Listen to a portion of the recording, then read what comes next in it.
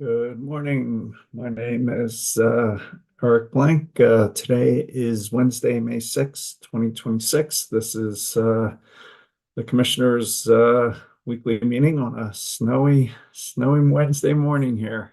Um, Commissioner Plant, are you ready to approve the consent agenda as presented?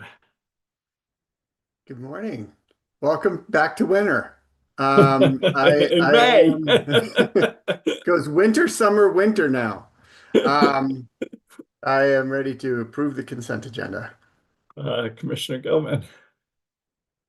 Yeah, good morning. I would vote to approve the consent agenda and just wanted to give a quick thanks to Casey Hensley and our pipeline safety staff. They're hosting a meeting in Colorado of the Regional National Association of Pipeline Safety Representatives. I was able to spend some time with them yesterday talking with the group. So great work to them on putting it together, and great to have those folks meeting here in Colorado to help coordinate pipeline safety among all the states.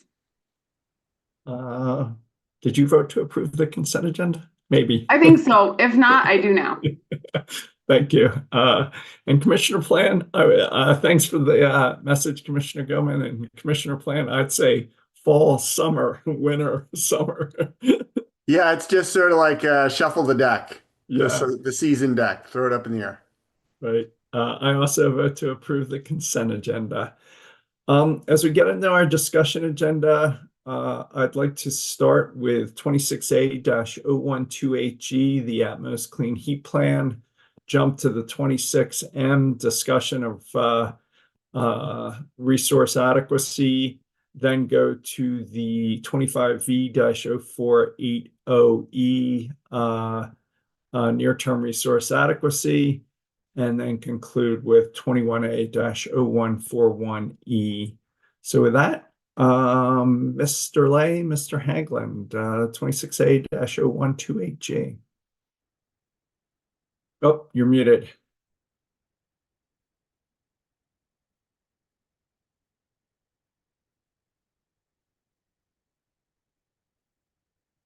You're still muted.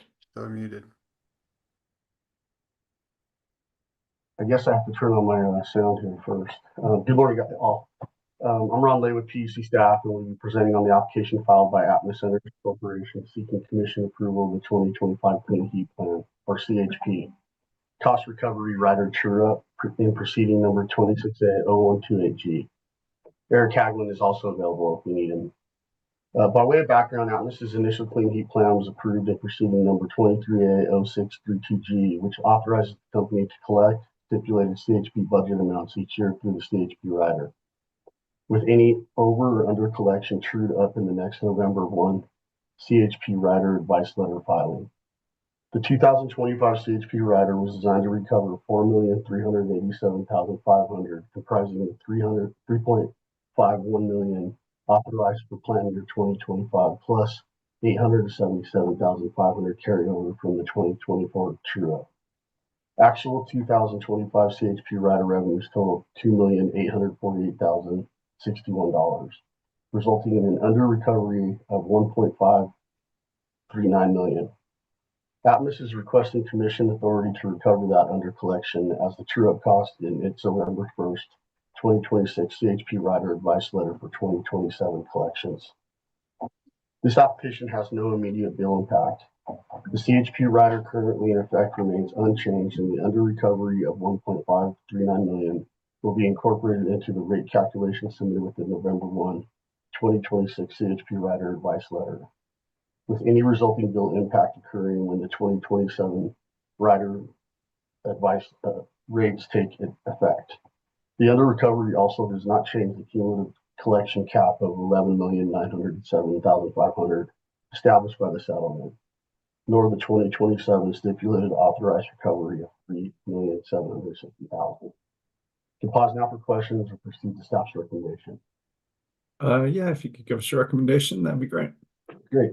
Staff recommends the commission deem the application complete and grant the application approving the 2025 CHP rider true-up cost of $1,539,439 for inclusion in the November 1, 2026 CHP rider advice letter. Commissioner Plant. I agree with the recommendation. Commissioner Gilman, I also agree. as do I, and that can be an ABC decision, Mr. Lay. So thank you, sir. Thank you. Have a good day. You too. Let's go to the 26M conversation, and I'll just get it started with a brief introduction. Based on our conversation over the past few CWMs, we've discussed trying to better understand the various changes to the company's resource adequacy projections that have occurred over the last 2 years, including why we may no longer be on track to retire the coal plants.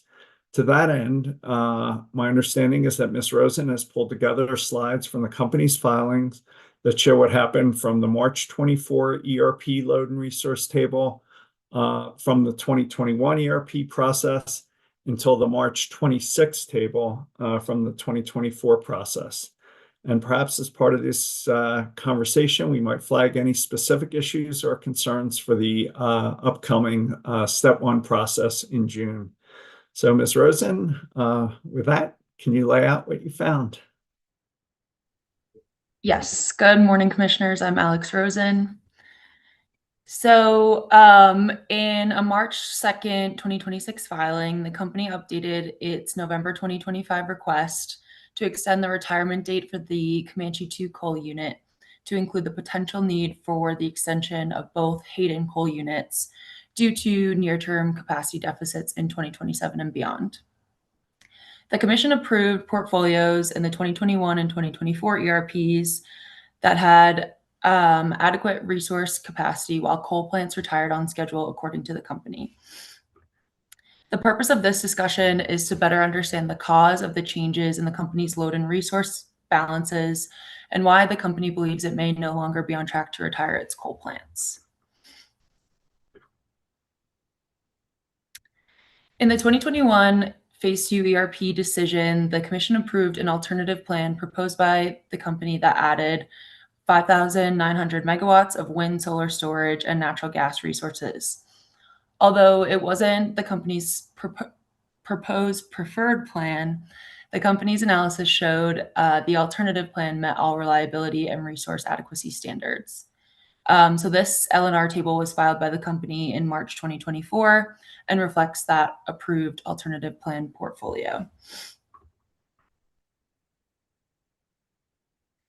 Since then, updates to that 2024 L&R table have included resource adequacy methodology changes, a change of the thermal unit capacity accreditation from the ICAP method to the ELCC method, updated renewable ELCC values, the change of demand response accounting from a load modifier to a resource with an ELCC value, a decrease in the planning reserve margin, changes to the load forecast due to population growth, EVs, beneficial electrification, project cancellations, delays and additions, unit life extensions, and the addition of the near-term procurement or NTP resources. So we will review each of these updates in the following slides. So first, the thermal unit capacity value. So historically, the company has accredited thermal resources based on their installed capacity or ICAP value, which is similar to the unit's nameplate capacity. But starting in the 2021 ERP process, several parties criticized this ICAP approach, saying that it may not fully capture the risk of correlated outages of thermal resources. So as a result, the company shifted to an ELCC method for thermal resources for their accredited capacity in the 2024 resource adequacy study in the JTS, which significantly reduced the accredited capacity of thermal resources as shown in this table. Can I just yeah. say, when I first saw this, I was really taken aback because these are giant numbers. It's equal to I mean, it's for Excel, it's larger than the entire value of Comanche 3. But I guess not to steal your thunder, but it looks like other changes to planning reserve margin largely offset this. But I just have to say, when I saw this number, I'm like, whoa, I don't remember that it had such a big impact when we shift from ICAP to ELCC methodology. So anyway, I just wanted to highlight this because it's so large. And I didn't Yeah. understand it until we did this. Yeah, so it does have that large change for the thermal capacity value, but that is kind of counteracted by a reduction in the planning reserve margin due to this kind of shifting the risk onto the thermal unit. So yeah, we'll get into that later, but it's definitely big numbers. And yeah, kind of like I was saying, this change may better capture the risk of correlated unit outages and also harmonizes the capacity accreditation methodology across all resources. And then the 2024 resource adequacy study also updated the ELCCs for solar, wind, and storage. Solar ELCC decreased mostly due to the high penetration of solar and reduced alignment with the loss of load periods in 2031. Wind ELCC increased mostly due to its predictable nature during the summer high net load periods. And then storage ELCC increased mostly due to the commission requiring storage to be counted before demand response in the 2021 ERP phase 1 decision. And then for demand response, the capacity value was historically determined using a load modifier methodology, but in the 2024 resource adequacy study, demand response was dispatched as an energy resource and was given an ELCC value for its accredited capacity. And this ended up resulting in a significantly reduced accredited capacity value for demand response because of that change. And this study also resulted in a decrease in the planning reserve margin. So this is kind of what you were talking about, Chair. And so the planning reserve margin decreased largely due to that change in the ELCC accounting method for thermal resources. It also changed for a number of other reasons, including reliance on imports and a change from an annual PRM to seasonal PRM. So looking at summer and winter PRMs instead of one annual PRM. So this is showing the summer PRM. Oh, yeah, just maybe another comment. It just seemed like a lot changed, including the demand response, which, but at the end of the day, it seems like it all offsets. Well, it doesn't quite all offset. But the demand response, I don't know if you guys remember this, but we had a lot of discussions around the the way that the ELCC was being applied through a proxy to demand response technologies when the technologies are different that might be used. And we actually, in our decision, decided that, because the ELCC was, fairly unreliable, we would switch back to load modifier until they came back with a better analysis by technology of ELCC, and then if that was reversed in a triple R. So when we when we passed our our plan with DR as a load modifier, it was using a different model than when they came back with the triple R and reversed that to ELCC again. It's I think it's kind of it's a little disturbing in terms of the impact that this has on the overall picture when we know that that ELCC application is not entirely accurate. No, I agree. It's a very it's a very big number and influences this overall picture a lot. And I guess Ms. Rosen, we don't really know how this change impacted the planning reserve margin, right? All we see is bottom lines. Is that fair, or would you say it different? Yeah, I guess I'm not sure if it was mentioned as affecting the PRM in particular. But yeah, all we see is the bottom line of the PRM. Yeah, these are giant numbers. Yeah. Okay. Any other questions before I move on? Okay.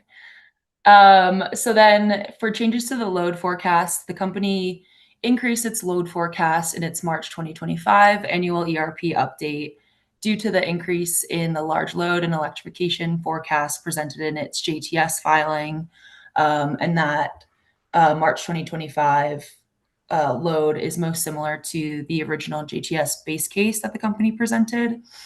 But then in the March 2026 annual update, the company then reduced that load forecast to reflect only large loads with signed agreements, reduced electrification, impacts of time of use rates, and other minor updates based on the commission's JTS Phase 1 decision. So the net change from 2024 to 2026 is minimal, and the load forecast even is reduced starting in 2029. Okay, so for project cancellations, delays, and additions to the 2021 portfolio, there is a lot here in this table, a lot of cancellations, delays, and additions. So I'm showing the net change in the summer accredited capacity at the bottom here. So I'll just kind of walk through a couple things. I think in 2026, the major contribution to this capacity shortage or capacity reduction is a couple of wind delays. And I don't name most of the projects here just for confidentiality reasons. And then according to the March 2026 LNR table, a number of cancellations in storage and solar PPAs have been replaced by new projects or accelerated project construction in 2027. You can see that here. However, these cancellations are the largest contribution to this 2028 capacity shortage. And then the largest contribution to this 2027 capacity shortage is the delay in Fort St. Vrain units 7 and 8 gas units of this 356 megawatts of accredited capacity.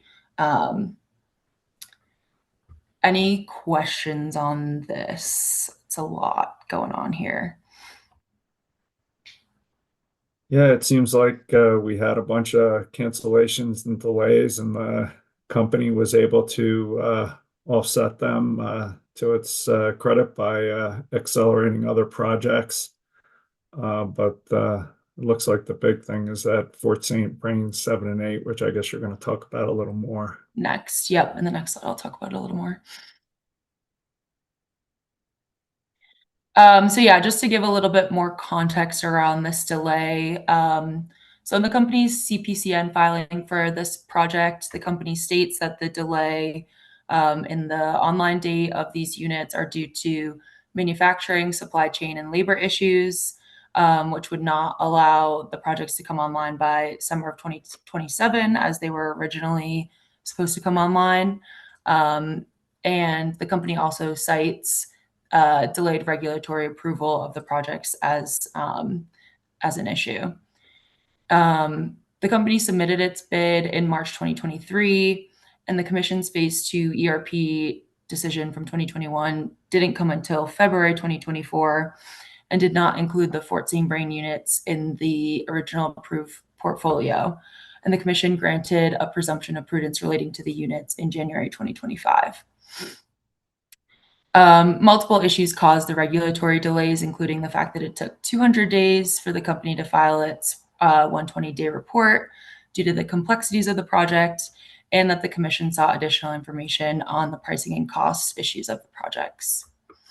Yeah, I just have a comment to share. I know the company blames the delay on regulatory issues. And I get that lots of things happened on the regulatory side. We initially approved a third-party CT PPA bid that later failed. There was a substantial price increase on the company projects that required an adjustment to the PIM. The company was not clear whether there needed to be NOx controls on one of the CTs. Issues arose about how to treat the 205 megawatt Plains End extension, and there was delays in the 120-day report. But for me, given that May 2027 initial online date, I don't think the regulatory issues are the cause of the 2027 RA concerns, as the supply chain and EPC issues seem to have made it impossible to build these projects before the summer of 2027, independent of what we or the company did or didn't do on the regulatory side. It just seemed too tight. So I just throw that out there because I don't think there's anything we could have done different on the regulatory side that would have got these units online before 2027. So I don't know if you guys have anything additional to add to that, but that's my takeaway from what's going on here. I don't have anything to add to that. Commissioner Gilman. Yeah, I would just say, I mean, at least one of the Fort St. Brini units was approved over 2 years ago. And we have pretty little progress to show for it. But the company waited and waited to submit their CPCN. And when they did, obviously then it was combined with Unit 7, but there were really dramatic price increases, which caused some knock-on effects, very significantly different pricing than we saw in the bids. Curious to try to ponder in retrospect if we saw those sort of increases on PPA bids, how many of those may not have failed. But here we have a company bid. I will say we also we don't see any discussion or indication of this in any of the electric filings, but we have a gas filing in the company's GIP that indicates the need for more gas capacity in the area, specifically to serve these units, as I understand it, a project that won't be completed until 2027 in the gas filing. So I don't understand the relationship of all of these because the company has never quite mentioned this in the electric filings. So, I think we have had significant delays from the company in many of the parts of this 2021 ERP and bringing the projects to fruition on the back end. So certainly a frustrating message to see them be painting. I don't think at all how it looks from our standpoint. Well, I think at least these projects are now under construction. So I don't know, Commissioner Plant, anything you want to add before we move on? No, I largely agree with what you said. I would point out that I think that the CPCN was submitted in November of 2024 and was approved in January 2025. So that's the, I mean, that's the kind of, they kind of make it appear to be 2023 to 2025 as a 2-year delay. It's actually a couple months because we didn't receive that CPCN until November. All right, keep going. I think there was a lot going on. More all general price inflation, EPC, supply chain issues. So, but keep going. Yep. So again, in order to mitigate some resource adequacy shortfalls, as you mentioned, Chair, the Commission worked with the company to extend some additional units, and these are shown in the table below. And so the company was able to extend these units and increase capacity a lot with these extensions.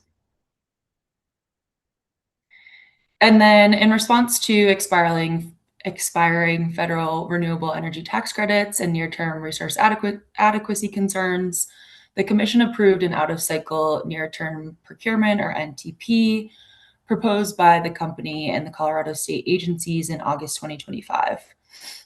This process to solicit and approve additional resources on an expedited basis resulted in the Commission approval of over 3,000 megawatts of new generating resources within 6 months, with contributions to summer accredited capacity shown in this table. So to summarize all of these changes from the 2024 resource position to the 2026 resource position, I have kind of everything I've reviewed in this table.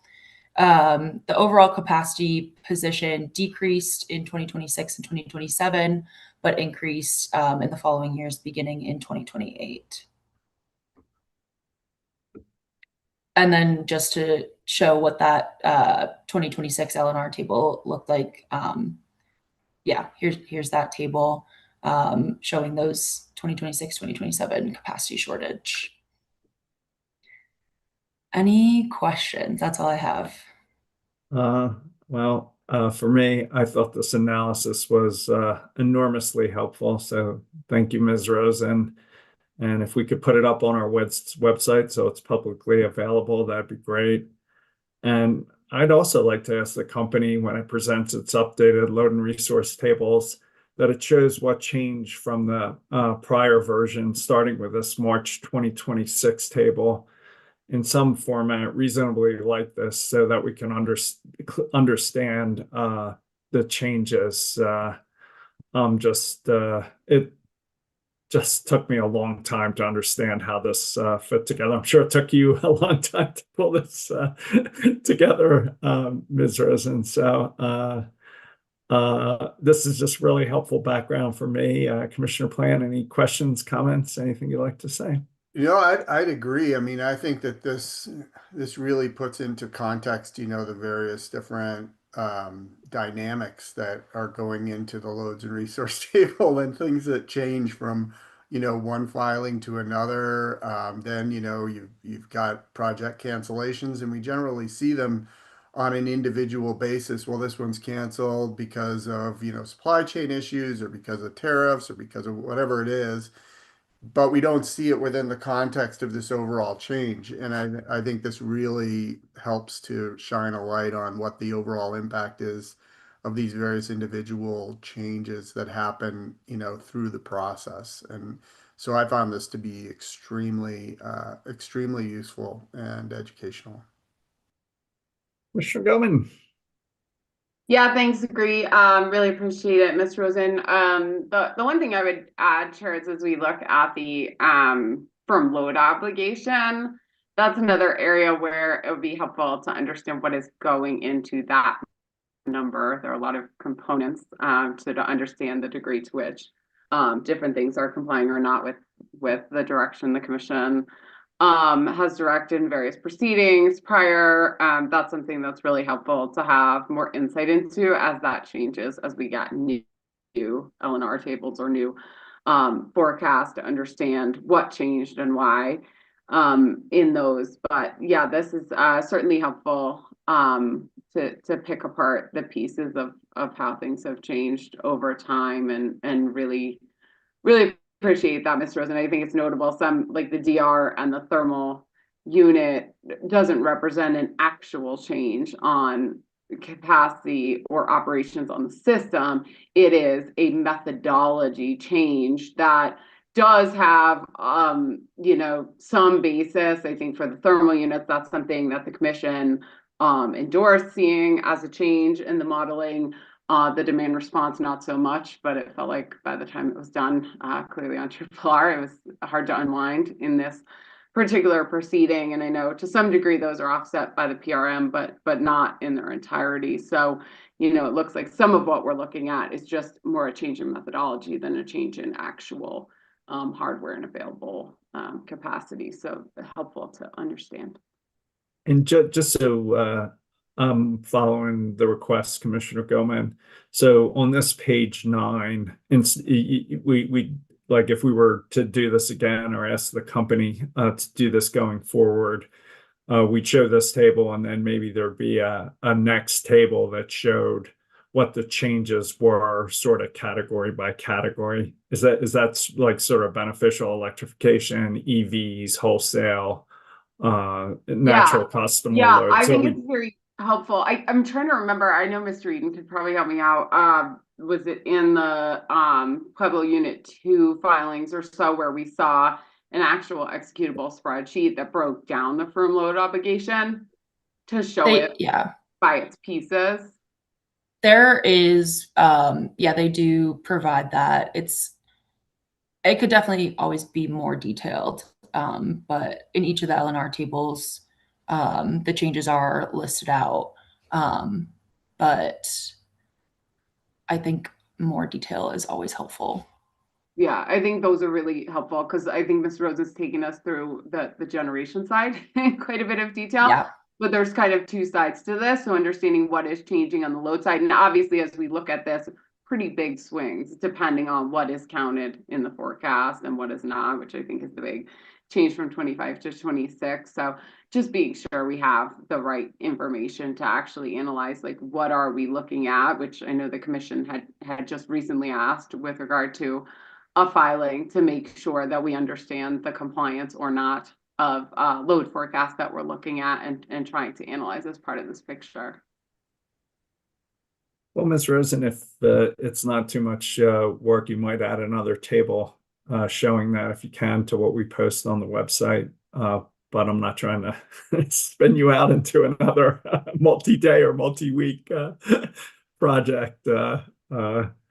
But thanks so much for doing this. I learned a ton, and it was a journey after looking at those thermal and demand response D rates. Like, and then when you look back at the planning reserve margins, you realize it's just changes in methodology that largely offset. And then you start looking at what's happening in the real world with the unit delays and accelerations and force majeure. So thank you so much for doing this. Really appreciate it. And if you could get it up on the website in the coming days, that'd be fantastic.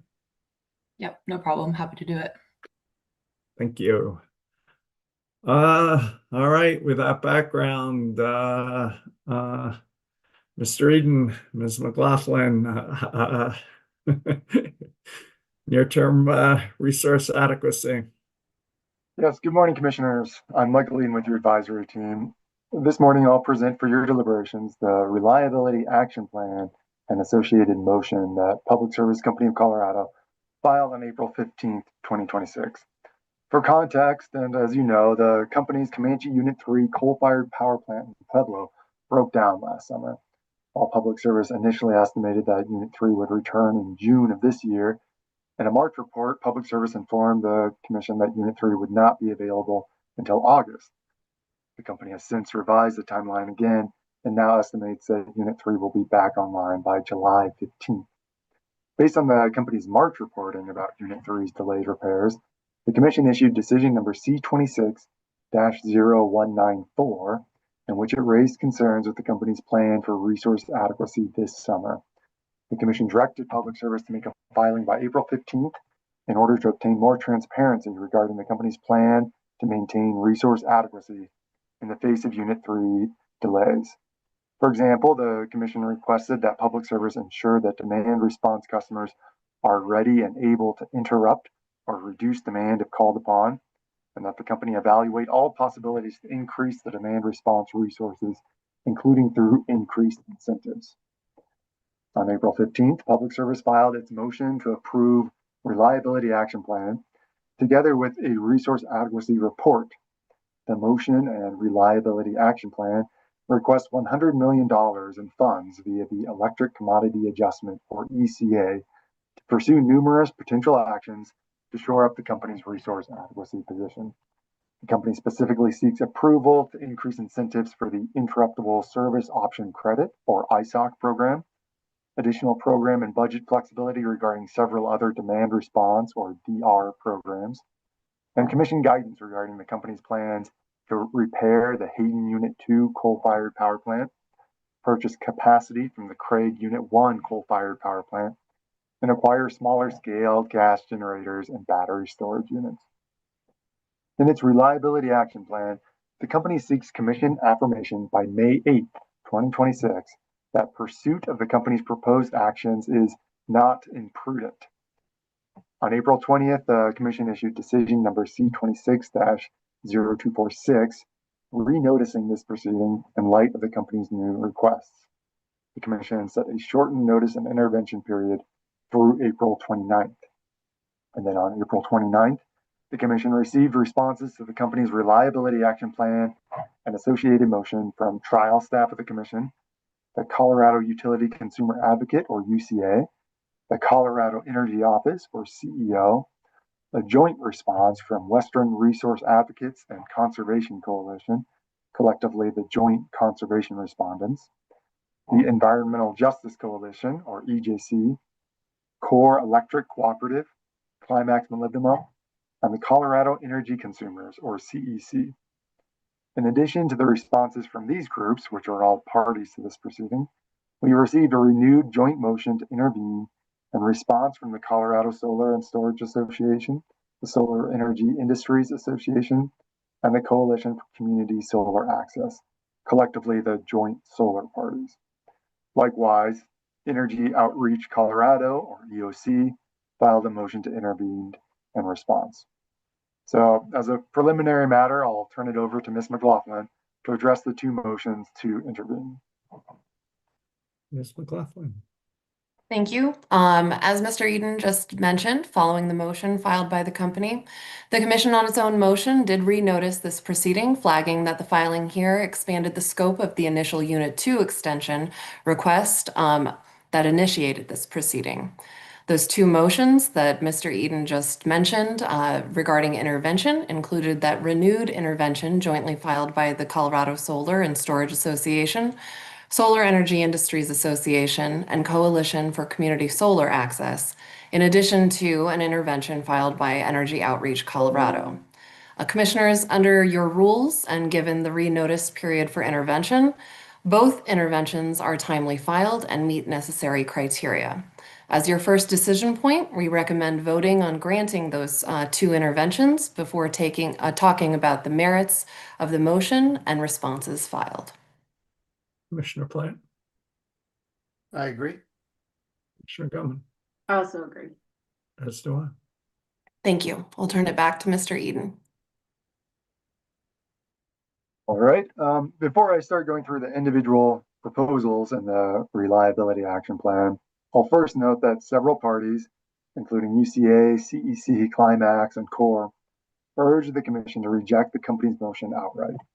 For instance, UCA argues the Commission should reject the request for additional funding and instead find that the company already has the flexibility and tools it needs to perform its service obligations in the normal course of business, including the 60-90-day process for demand-side management and DR products, and Rule 3205 process for the expansion of generating facilities. UCA similarly asks the Commission to reject the company's new double negative prudency standard that the company's proposals are, quote, not imprudent, end quote. Similar arguments are put forth by CEC, Climax, and CORE. In fact, CEC asks the Commission to require the company to propose cost-sharing mechanisms that ensure that public service absorbs a portion of the reliability action plan costs. For its part, CORE asserts that without things like written testimony, discovery, and an evidentiary hearing, granting the company's motion will result in due process deficiencies. CORE argues that public service may take its own swift action to provide reliable service to customers and seek cost recovery at a later date with the appropriate due process.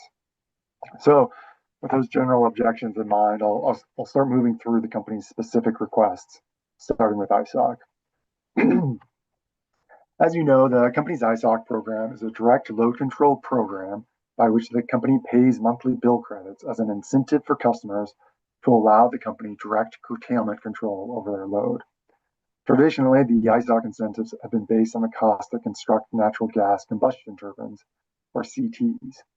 For purposes of the Reliability Action Plan, instead of the cost of a CT, the company evaluated the cost of purchasing the necessary energy on the market for July 2025 through January 2026. The company argues that by anchoring ISOC credit levels to firm energy purchase prices, the proposed incentives more directly reflect the marginal cost of meeting near-term reliability needs.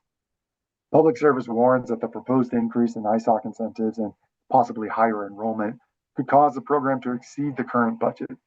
Public Service asks the Commission to approve additional ISOC budget flexibility in the range of 25 to 50%. The company also asks the Commission to relax the current June 1st annual enrollment deadline for new ISOC customers. The company estimates that the proposed ISOC credit increases could result in approximately 8 megawatts of incremental capacity by the end of 2026 and approximately 14 megawatts by the end of 2027. The company estimates that these changes will cost between $6 and $12 million, but clarifies that this is dependent on several factors, including increased participation. To implement the changed incentives, Public Service seeks authorization to file a compliance advice letter on 2 days' notice. Staff and CEO generally support the company's request for procedural and budget flexibility regarding its DR and ISOC programs, but they argue that expanding the DSM budget should be pursued in another proceeding. Joint conservation respondents are generally supportive of the company's DR and ISOC proposals as well, and assert that the company's request to file compliance advice letters on less than statutory notice is reasonable and should be granted. I'll pause here for any questions unless you'd like a recommendation on this one. No, I'd welcome a recommendation, and then we'll see where my colleagues want to go. Okay. Advisors recommend the commission approve the company's requested ISOC changes. Because ISOC is not included in the 2024-2026 demand-side management plan budget, increasing ISOC incentives should not constrain or otherwise impact the available demand-side management budget. While we have questions with how efficiently Public Service is using ISOC to curtail load, taking steps to increase ISOC enrollment via higher incentives and a relaxed enrollment deadline is reasonable under the current circumstances. To implement the requested changes, the Commission should direct Public Service to file an application for less than statutory notice in line with Section 40-3-104 as soon as reasonably possible.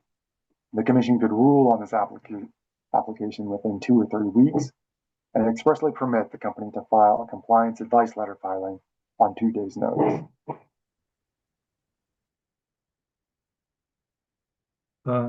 Commissioner Plant, I agree with the recommendation.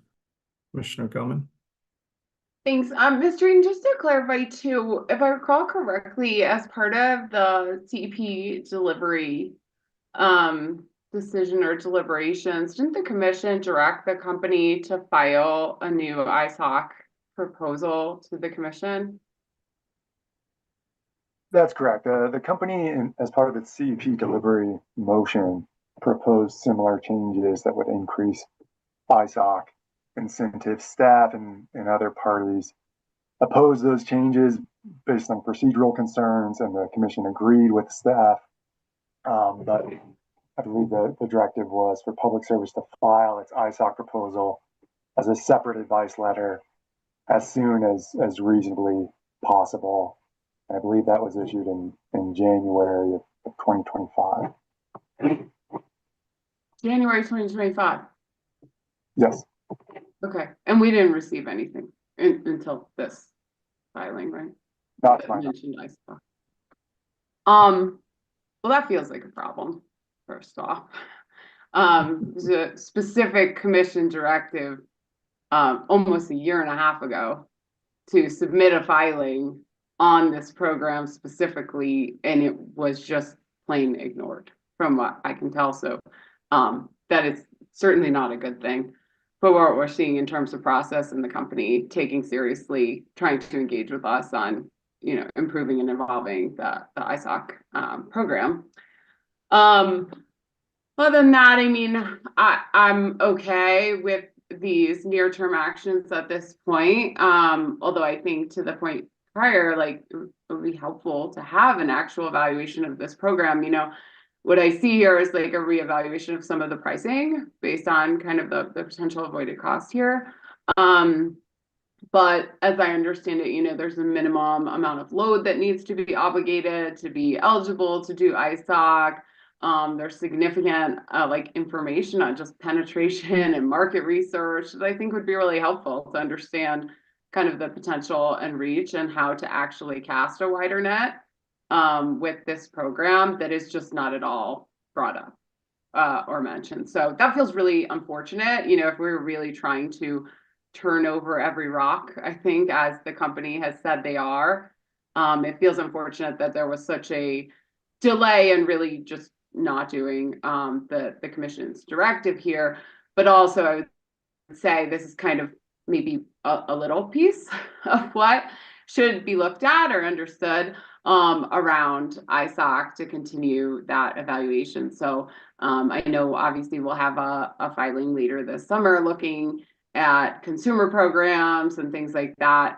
So, you know, what I also want to make clear is with this, as well as other programs, I think like near-term changes to those programs to ensure we can really get them more up to speed for summer 2026, in my mind, does not at all preclude actually having a deep dive and looking at appropriate design of those programs moving forward more fully in that summer filing. So I guess I would just add that for some color there and some clear disappointment that the company did not follow the commission's directive with regard to this. Yeah, I support putting that in the order, and I'd also like to see some language. I mean, I know the company put some narrative in its filing talking about how they're looking at making sure these customers perform. But I know when we went through the Storm Uri side, there were a number of customers that were part of this program that were not able to reduce their load, even though they'd been paid for years. And in some cases, it was physically impossible for those customers to reduce their load. So I just would like some language in the order saying it's the commission's expectation that these customers are going to be, in fact, able to reduce their load, and the company is going to make sure that that's the case. So if we could put some language in the order like that, that'd be great. Commissioner Plant, anything to add? I just was going to say I support both additions to the order. Okay. Does that give you what you need on this one, Mr. Eden? It does. Thank you. So moving on, the reliability action plan contains a number of similar requests for certain DR programs, such as Peak Partner Rewards, Peak Day Partners, and AC Rewards. For the Peak Partner Rewards, the company asks to be able to offer event-based performance incentives up to 100% above the currently approved performance incentive levels, with incentives reflecting system needs at the time of the event. Regarding the Peak Day Partners, Public Service asks to modify its incentive structure to provide more dynamic pricing relative to market conditions for the summer of 2026. And finally, the company seeks authorization to spend an additional $3 million for AC Rewards to try to obtain up to 35 to 40 megawatts of incremental capacity in 2026. Similar to ISOC, staff, CEO, the Joint Conservation Respondents, and EJC all generally support proposals to increase flexibility for DR programs, but staff and CEO mostly oppose approving spending above currently approved levels in the 2026 Demand Side Management, or DSM plan. Staff does, however, support the company's request for an additional $3 million for AC Rewards. Would you like a recommendation on this point as well? I would. Consistent with staff's recommendation, advisors recommend approving Public Service's request for budget and procedural flexibility regarding Peak Partner Rewards and Peak Day Partners, so long as doing so does not increase spending above currently approved levels. We also recommend the Commission approve outright the company's request to spend an additional $3 million for AC Rewards, which staff supports. Given the circumstances, these are all reasonable steps. More broadly, the Commission should reaffirm that it encourages the company to aggressively pursue DR options. To the extent Public Service needs to increase the budget beyond previously approved levels and the built-in margins for flexibility, the company should quickly make use of the existing 60-90-day process or other appropriate filings. Also, these modifications to the DR programs should be limited to the years 2026 and 2027 and may be further refined via the upcoming Integrated Customer Program filing or the Step 2 application this summer. Commissioner Plant. I agree. Commissioner Goman. I agree. As do I. All right. Public Service seeks similar budget and procedural flexibility regarding newer demand-side programs. For the Dispatchable Distributed Generation, or DDG program, The company requests the flexibility to accelerate the acquisition of DDG resources in excess of the program limits if doing so is feasible and cost effective. In addition, Public Service had planned to make available up to 66 megawatts of additional capacity under the Renewable Battery Connect, or RBC program.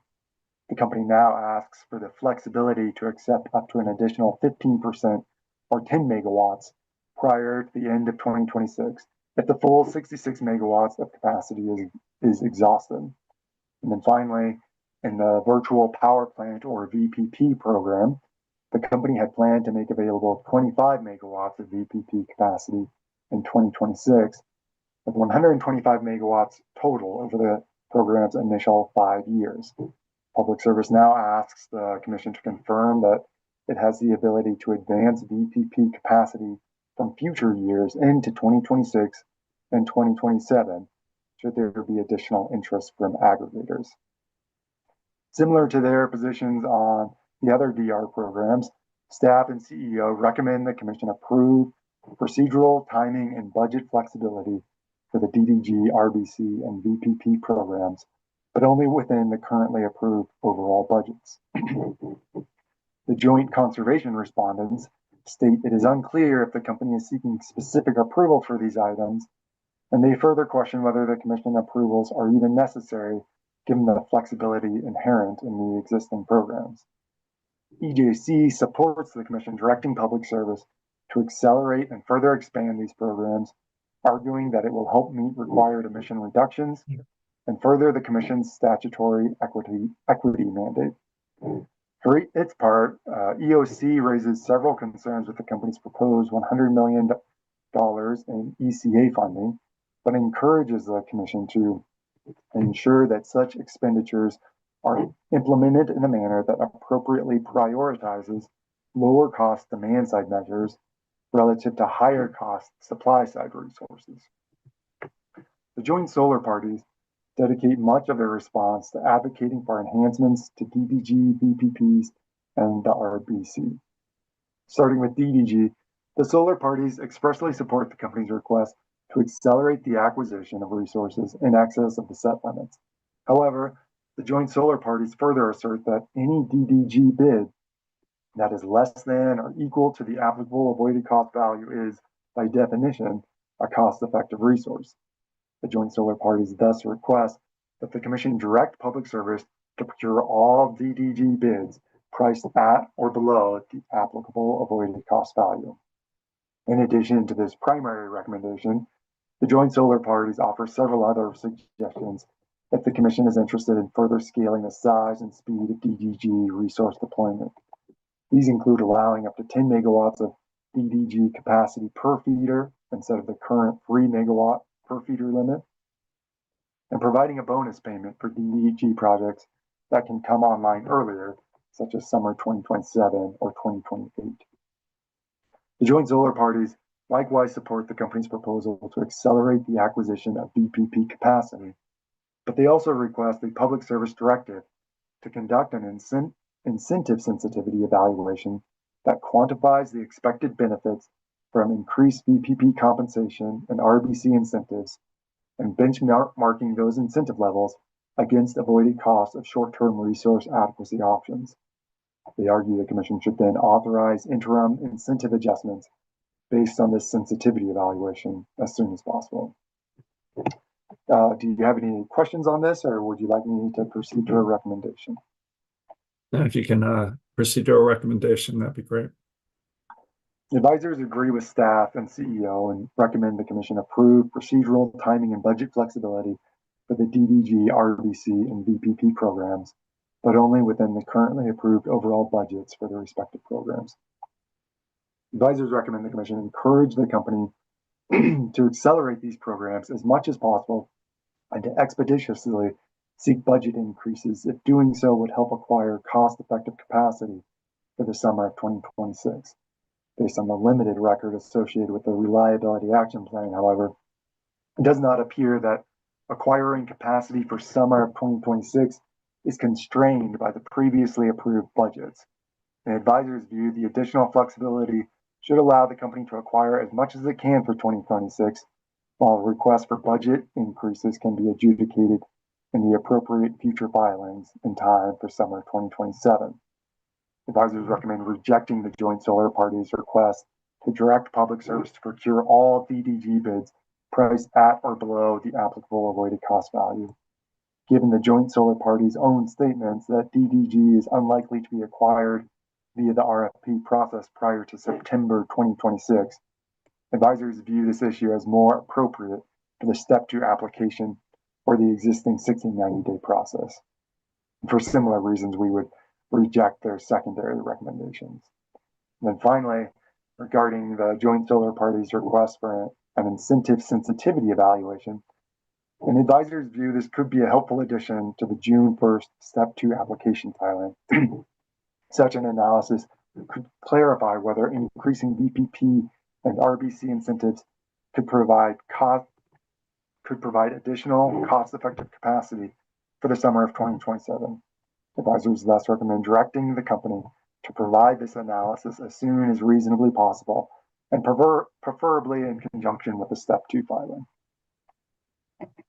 Commissioner Plant. Yeah, I agree with the recommendation. One clarification, Mr. Eden, on the VPP stuff. I think the company issued a 25 megawatt cap April 1st for aggregators to enroll, and what they've asked for is permission to bring forward sort of an unspecified amount of additional capacity for aggregators to address. I would just suggest opening the program and opening the RFP to the full 125. If they don't have, aggregators to fill that, that's fine. They can entertain as many aggregators as apply.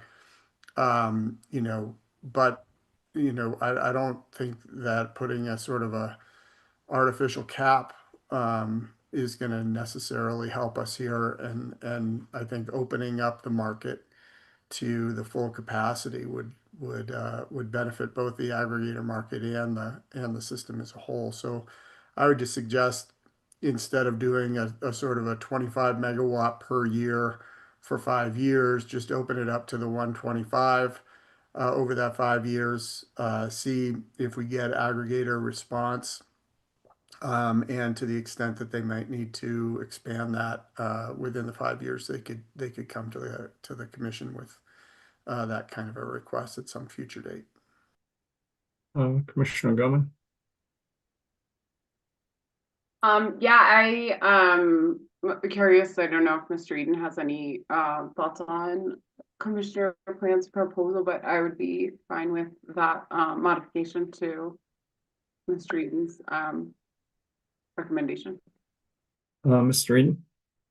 Yeah, I think Commissioner Plant's clarification or addition is consistent with the company's general proposal here, which is to advance the capacity that is earmarked for future years. I think Commissioner Plant would just be more clear that the full 125 megawatts is available as in this current year. And again, if it doesn't, if there's no demand for that, that's fine. The budget restrictions are still in place, but making clear that the 125 is available immediately. Okay, yeah, thanks for elaborating. That was kind of my understanding, but I want to make sure we're interpreting the same way. So yeah, I think with that kind of clarification in our decision, I agree. As do I. Okay, thank you.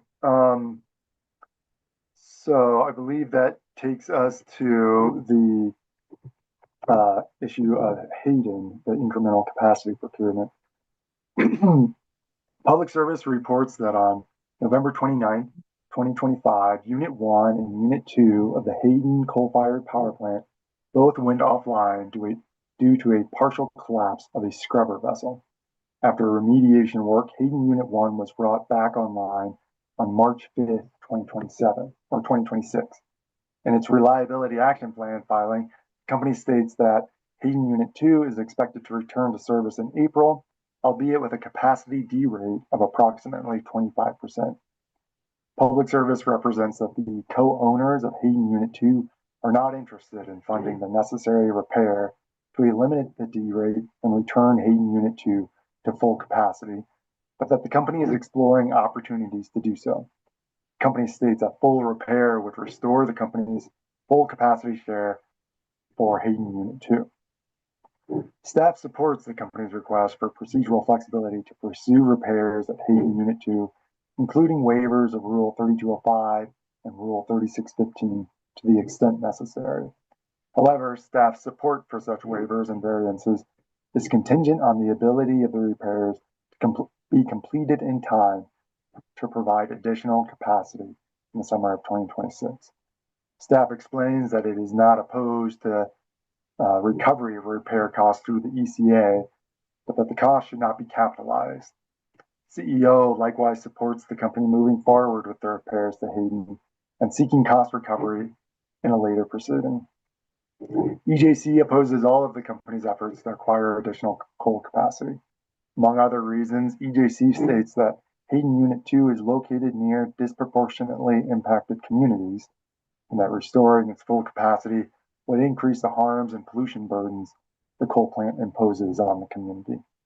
EJC further notes that the incremental capacity achieved by repairing Unit 2 would be short-lived because the unit will retire in approximately 20 months. Would you like my recommendation on this one? We would. I would. On this point, advisors agree with UCA, CEC, CORE, and Climax. Public Service is responsible for reliability as well as for prudently operating its fleet of generation facilities. Public Service does not need pre-approved ECA funding to repair its broken generation facilities, nor does the company need commission approval before doing so. Notably, Public Service sought neither advanced cost recovery nor permission before initiating repairs of Comanche Unit 3. Like Comanche Unit 3, the Commission should refrain from commenting on the prudency of repairs until that issue is properly before the Commission, likely in a future rate case. Similarly, the Commission should find that the company has not shown that a waiver of Rule 3615 is necessary or appropriate at this time, and thus deny the waiver request without prejudice. Commissioner Plant, I agree. Commissioner Gilman, I also agree. as do I. All right, that brings us to Craig Unit 1. In its Reliability Action Plan, Public Service recounts how the U.S. Department of Energy has issued an emergency Section 202C order to extend the life of the Craig Unit 1 coal-fired power plant. The company states it has initiated conversations with the owner and operator of the unit about potentially purchasing a portion of the unit's capacity. Public Service does not specify how much capacity it would purchase or the estimated costs. The company's proposal to acquire capacity from Craig 1 has no party support. Staff asks the Commission to reject the proposal, noting that Public Service has not provided any cost estimates, projected capacity estimates, or contract terms that would allow the Commission or stakeholders to evaluate the reasonableness of the plan. CEO likewise opposes the proposal, noting that the company's discussion of Craig Unit 1 is, quote, extremely vague. CEO further asserts that according to its own resource adequacy analysis, the company does not need additional capacity from Craig 1. The joint conservation respondents argue the Commission should decide that contracting for additional capacity at Craig Unit 1 is presumed imprudent and instruct Public Service not to do so. The joint conservation respondents argue that Craig 1 is fundamentally unreliable, given that the only reason the unit is still online is a series of 90-day federal orders that may not be renewed and may be overturned by a court. The company's proposal thus risks having ratepayers spend money on a unit that might be required to close if the state's pending appeal is successful.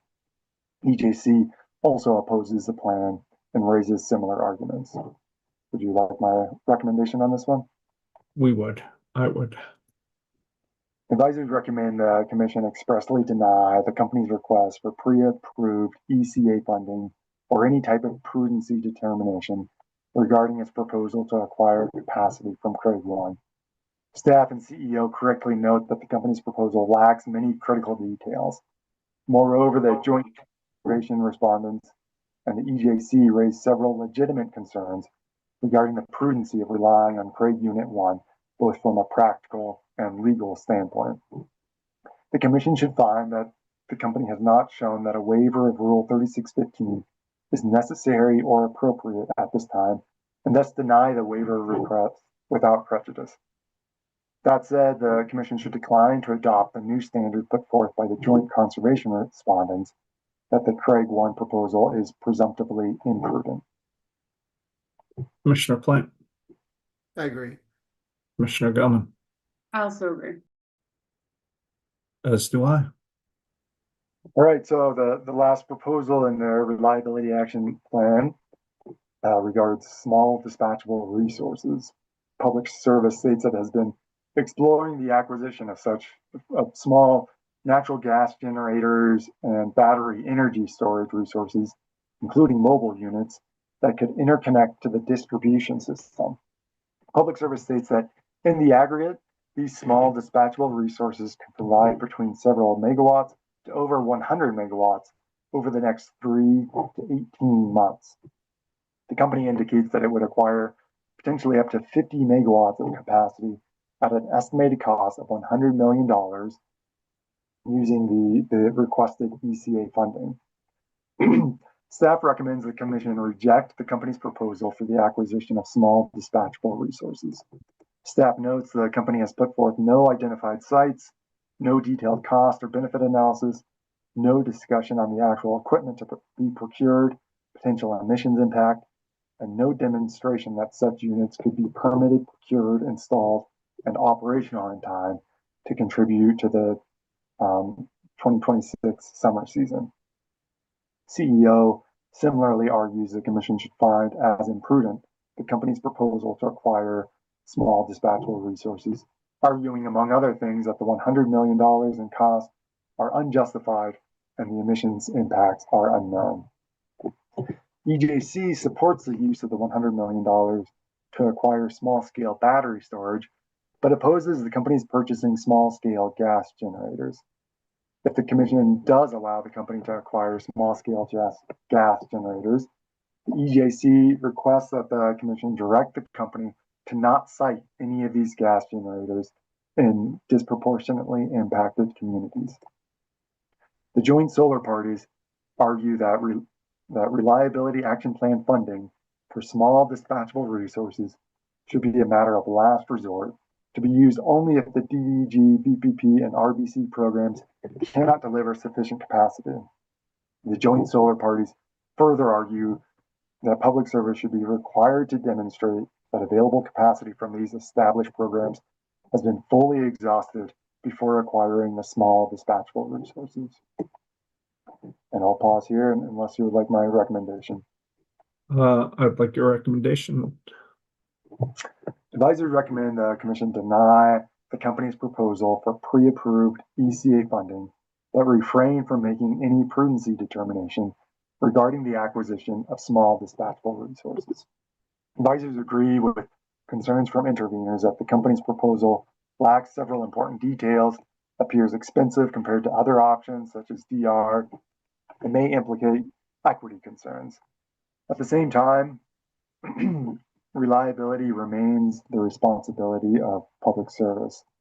Accordingly, the Commission should decline requests from staff, CEO, and others to require Public Service to receive Commission approval in a separate proceeding prior to acquiring such resources. The prudency of any expenses incurred for the proposed small dispatchable resources can be reviewed in a cost recovery proceeding. Relatedly, the Commission should deny without prejudice the company's proposed waiver of Rule 3615 regarding these resources.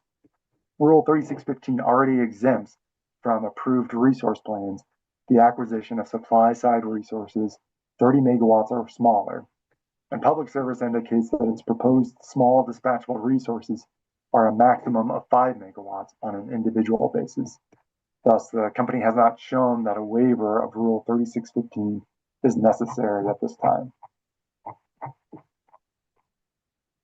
I mean, if they were doing 100 megawatts as part of a cumulative program, would that fall underneath the rule or not, Mr. Eden? Or who's to say right now? It goes to the fact that we don't have enough details at this point to determine whether a waiver of that rule is necessary or appropriate. So we would be denying it here without prejudice. Okay, I'm good with that. Commissioner Plant, I agree. Commissioner Gilman, I also agree. as do I. And that's all for the reliability action plan. Would you like this to be an ABC or a TBC decision? Yeah, before we get to that, can you just is there like a bottom line you can give us? I think the company asked for $100 million through the ECA. And I mean, I've just been trying to add up what we have approved. It's more like, I don't know, 5 to 10% of that, right? And most of that's within the existing budget. So do you have a bottom line you can give us, Mr. Eden? Yeah, I think those numbers are generally accurate. The company asked for $100 million in the ECA funding, but that's not, in my interpretation, the full extent of their request, given that the small dispatchable resources are themselves $100 million. So things, anything in addition to that, the small dispatchable resources would be above the $100 million. I think with the ISOC program, the projected costs are $6 to $12 million, and then the AC rewards is $3 million. So I think the commission today approved approximately $9 to $15 million. All right, and we have some time to get our to better understand the ISOC, because the 2026 ISOC was only half of that, and perhaps we can have a more comprehensive look at that, as Commissioner Gilman suggested. So, all right, Commissioner Plan preference on ABC versus TBC? I mean, if there's time, TBC is fine. But Do you have a preference, Mr. Eden? The company requests a decision on May 8th, which would be I guess ABC. I guess I view this as the decision, so I don't know that they requested a written decision by May 8th, but let's do this ABC. Is that okay with you, Commissioner Gilman? Yeah, that's fine with me. I just had something to add if you're. Oh yeah, please. The other thing, I mean, I wish there was more detail in total about demand response potential and where we're going. I understand we'll have an opportunity to talk about that this summer, but really sincerely hope the company is looking seriously at how to cast a wider net, expand a lot of these programs past just the fairly general overview that we saw submitted here. The other thing I didn't see mentioned that the company was already asked to address is the potential to get wholesale customers engaged in offering incentives or trying to get them to incent their retail customers to decrease usage, especially at times of system stress, as an additional lever that could be looked at or pulled here. There is significant capacity being sold to wholesale customers, and this seems like a reasonable place to also look to understand what tools or incentives or possibilities exist there. So I was pretty disappointed to not see any discussion on that, which I think the commission did already direct to be part of what was addressed here. Certainly that deserves at least a mention in the decision, I would think, especially to indicate our expectation that given our prior discussion, it's the company's responsibility to ensure the reliability of the system. This seems like a reasonable thing that could and should be looked at as we're looking at prudent approaches going forward to do so. So that would be part of my expectation. In addition to that, just really a sincere hope that we see a swift end to some of these prolonged outages and issues with the company-owned resources. You know, a lot of what's contributing to this, obviously, is the Pueblo Unit 3 outage, a prolonged breakdown at Cabin Creek, reduced capacity at the Hayden unit. These are all company-owned and operated resources. And so, you know, and then we also have delays in new resources coming on that are also in the company's bucket. So they have a lot going on, a lot of ability, hopefully, to speed some of these things up that are within their control. These are their resources to really help alleviate this situation going forward, because a lot of those are contributing factors as to why we are where we are. I strongly support including that language in the order. Commissioner Plant, anything you'd add? I would support that as well. And I guess one more comment, and maybe you could put a paragraph in the order. Mr. Eden on this too. I continue to think it's worth tracking down the Amber Alert potential. I know it may only work once or twice, but in other contexts, once in California and once in, I think, Alberta, it really resulted in significant demand reductions in very short periods of time. I think the Alberta thing, it was like minus 40 degrees when they did it. So if you can put a paragraph in the order encouraging and asking the company to follow up on this, I'd like to see that too. Are you okay with that, Commissioner Goman? Yeah. Commissioner Plant? Yes. And I know they had some language, but it wasn't very satisfying in their filing. I mean, we've been asking for this. I mean, I've been asking for this for years, and it's still wobbly. So, anything else on this one, Mr. Eden? No, nothing for me. We'll get a decision out as soon as we can with commentary added in. And last on this agenda, 21A-0141E, the NTP. Right, so just a quick recap. I'll bring back for your discussion the near-term procurement, or NTP. As you know, the NTP is an expedited process that allows the company to procure tax advantage clean energy projects and limited amounts of firm generation on an accelerated basis. In its initial decisions on NTP resource procurements, the Commission has already approved approximately 200 megawatts of new gas generation, 600 megawatts of wind generation, 1,100 megawatts of solar, and 1,300 megawatts of storage. Then on April 22nd, the Commission issued decision number C26-0262 that added bid 127 to the approved NTP portfolio. Bid 127 is a 608 megawatt wind project. Through the April 22nd decision, the Commission also denied the company's request to remove bid 118, which is a 400 megawatt storage project, and to include bid 094, which is a 450 megawatt solar plus storage project. In rejecting the inclusion of bid 94, the Commission observed that it may be reasonable to pursue the acquisition of one of the remaining solar plus storage projects, given the risk that clean energy resources will become more expensive moving forward. Happy to answer any questions you may have, but otherwise I'll turn it over to you for discussion. I guess why don't you take this where you'd like to go, Commissioner Plant? I have significant concerns about the record in front of us, just trying to choose between wind and solar, and the company's inability to tell us what substations are constrained, when they're constrained, or the specific transmission lines and costs needed to relieve those constrained.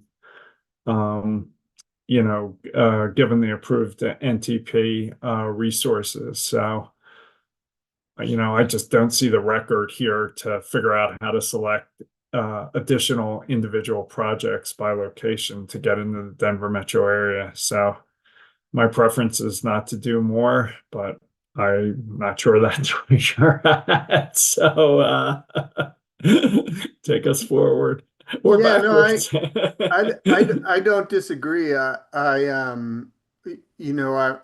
guess what I'm looking for is a little bit more guidance from the company um, in terms of bid 94, which was the Denver Metro solar plus storage. I think we recognize the benefits of a Denver Metro resource like that, but in rejecting it, we cited that there were other solar plus storage projects that were substantially cheaper, which I think I agree with. It's just that we don't have the information to choose which one of those other solar plus storage projects would be most appropriate. And I'm hoping that we can find, through the company, which one of those would be preferable to pursue.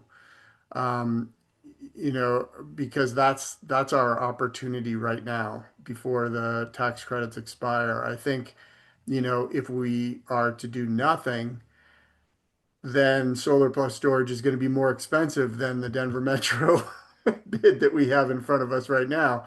And so our justification for rejecting the Denver Metro project would be to compare it against more expensive projects, but that project wouldn't be available after the expiration of the tax credit. So my hope is that um, by expressing the concern that the Denver Metro project is more expensive than alternatives, we are presented with some alternatives in the solar and storage realm so that we can take advantage of the federal tax credit.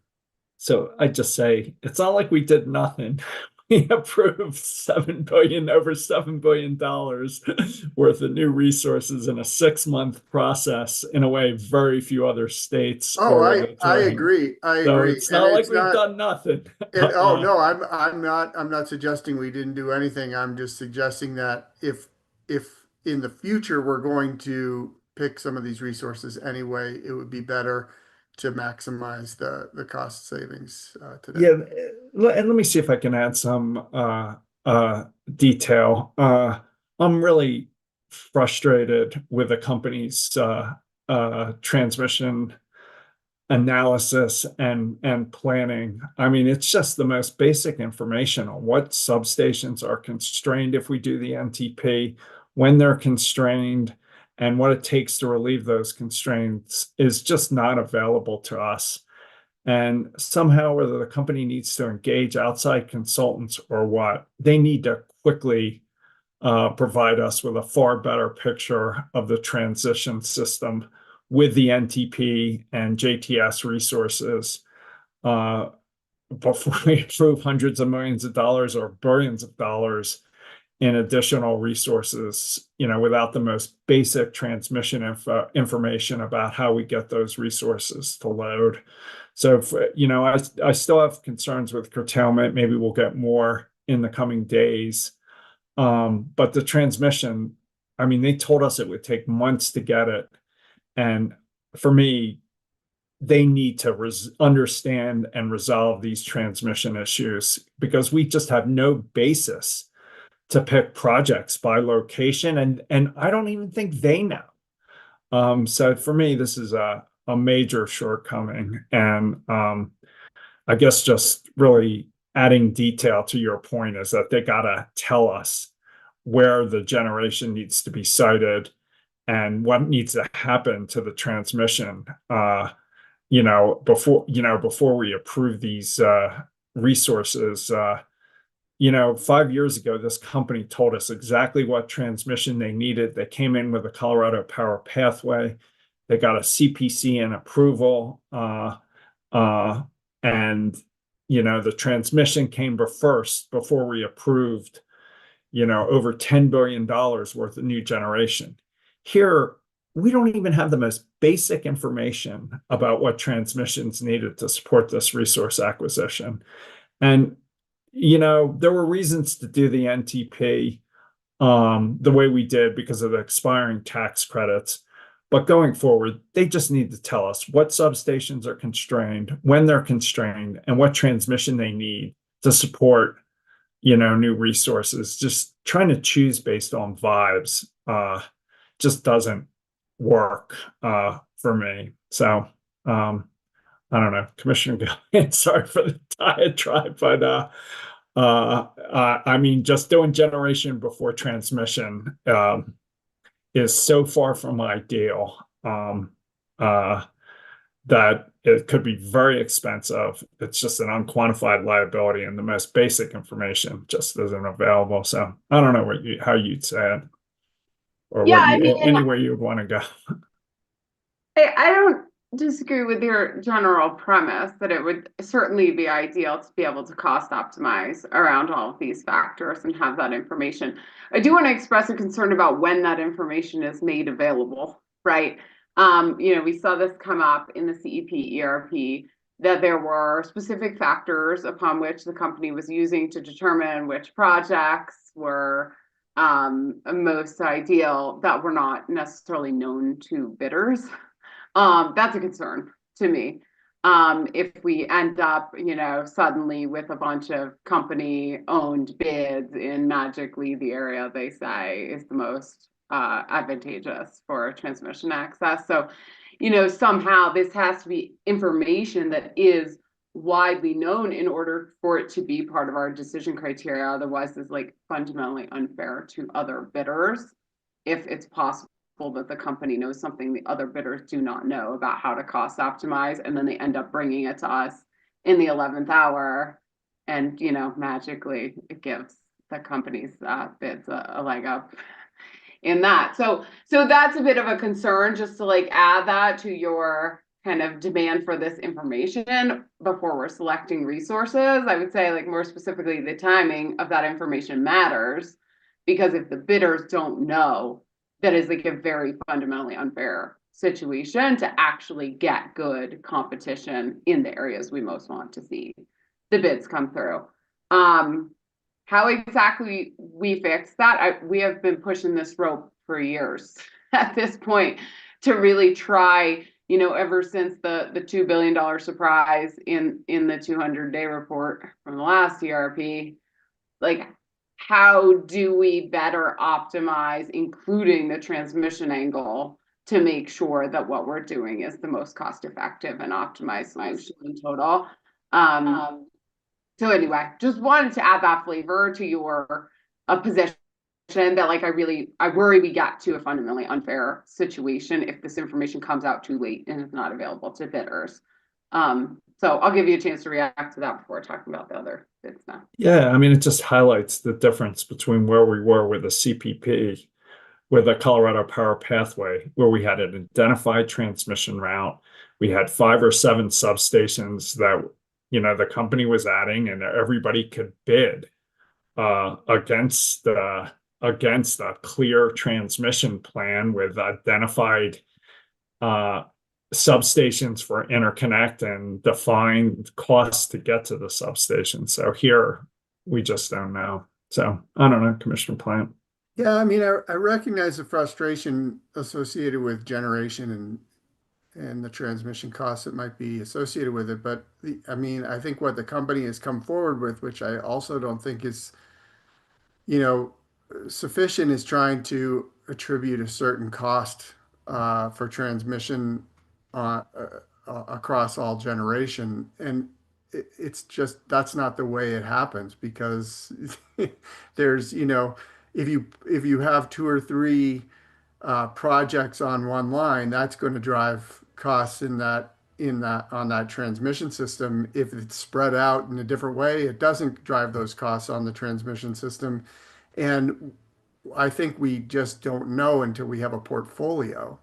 But to have those costs included in a portfolio proposal, I think would be very helpful as we're choosing the project, so that we can see how that combined capacity impacts the transmission costs, as opposed to saying it either has to come at the very front end or we get it after the fact. I think that when there's a portfolio developed, that's when we should be able to get an accurate representation of what that transmission expense or lack of expense would be. I don't even know that there's an order coming out of this, so just just expressing concerns. But Commissioner Gilman, did you have one more point?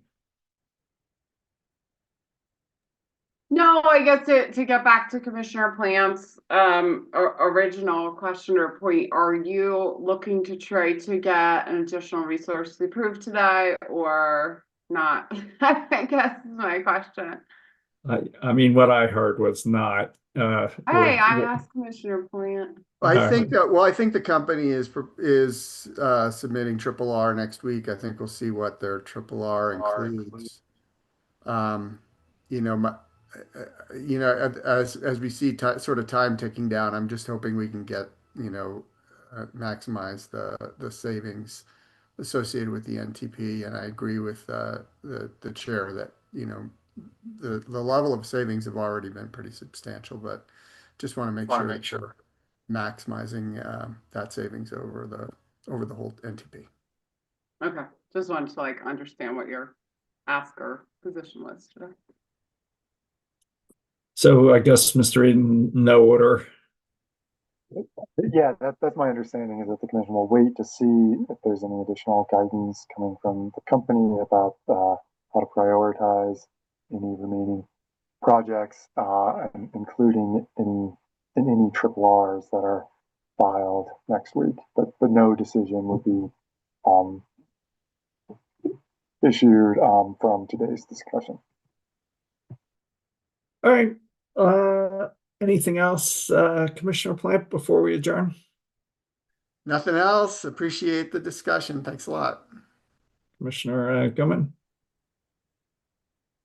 No, nothing additional. Thanks. Thanks again to Ms. Rosen. With that, we're adjourned. Thank you, Mr. Eden, Ms. McLaughlin, and the team. See you next time.